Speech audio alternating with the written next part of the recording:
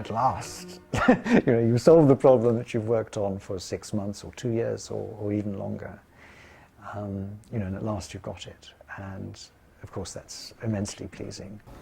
It all comes together in a very short space of time, and you have a day where you're completely over the moon. And actually, by now I've learnt, when I've got those days, I don't actually look very carefully to make sure that I'm right at that point, because I might be wrong, and then it's back to the, We'd been thinking a lot about a problem, and then one night we were together in an institute in the centre of Paris, and we figured out how to derive some formula that described the patterns amongst quantum energy levels, and we were completely so excited about this. I was so excited I was physically sick. I don't know, it's just that everything becomes clear. That's really that sensation that it's, of course, it is that simple. So it's like going from something where everything is fog and suddenly blue sky and sun.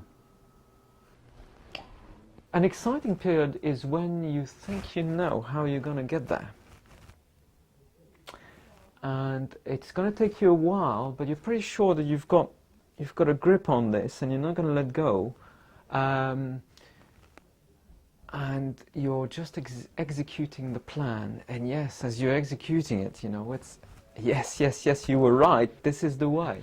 And then you say, this is wonderful, now I've reached, but that lasts a very short time, and then you have to start again, What is the elementary particle of sudden understanding? I call it the clariton. Okay.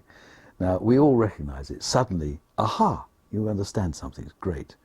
The problem is, there are also anti-claritons that come the next day and annihilate with the one from yesterday, leaving you nowhere, very frustrated. The first time that you have an idea where you had nothing, and then all of a sudden you have an idea, this is a fantastic feeling.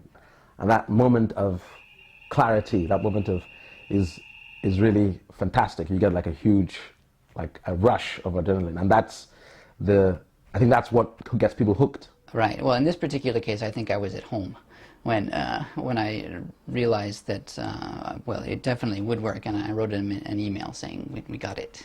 Great. So I was certainly very happy.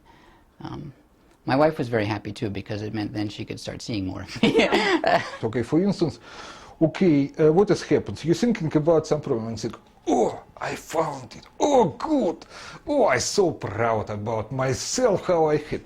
But after that, perhaps in few hours or perhaps in couple of days, you recognize that you make some mistake.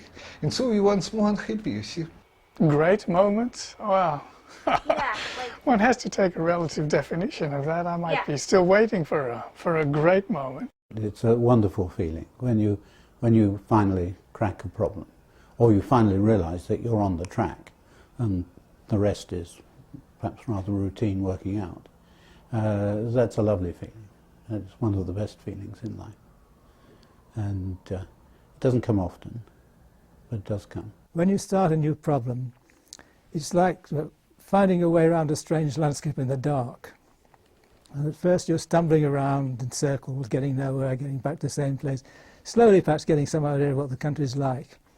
And then suddenly there's a flash of light, and you see there's a very beautiful way, which is the obvious way to go.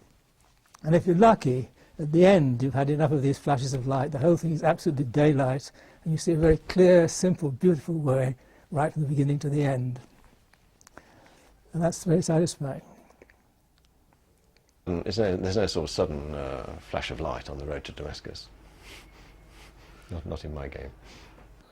I was just sitting in this laundrette. It was a Saturday, Sunday morning, I don't remember now, and I started to read this paper, and it was just like, wow. There's some ideas in there that just, it's hard to describe what a fantastic experience it was. This thing just kind of rushed through my body, this kind of well of emotion and excitement, that there was an idea in there that I thought was just utterly mesmerizing. One can have many love affairs in one's life. Some of them stand out as astonishing. Most of them are quite beautiful, and some you just want to forget. And so it is with the creative work that you do. There are different levels of it. If you ask what are the most creative moments, there are 3 or 4 things that stand out. But everything is wonderful as it's happening. When it would first happen to me in grad school, every time it happened, it kind of felt like a miracle. When things clarify, it obviously feels, in one sense, very gratifying and empowering. But there's also a sense in which I almost always kick myself for not having seen it before. The central proof for my thesis, I found that when I was just having a shower.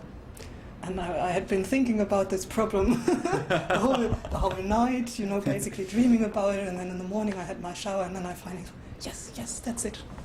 And that was the central thing in my thesis.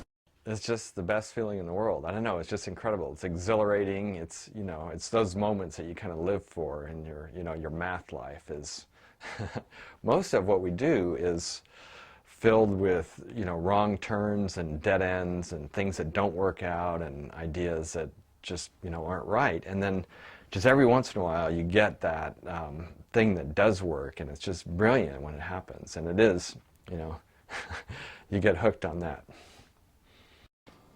Imagine, there was something you've been working on for 5 years, and the day comes around where you understand it.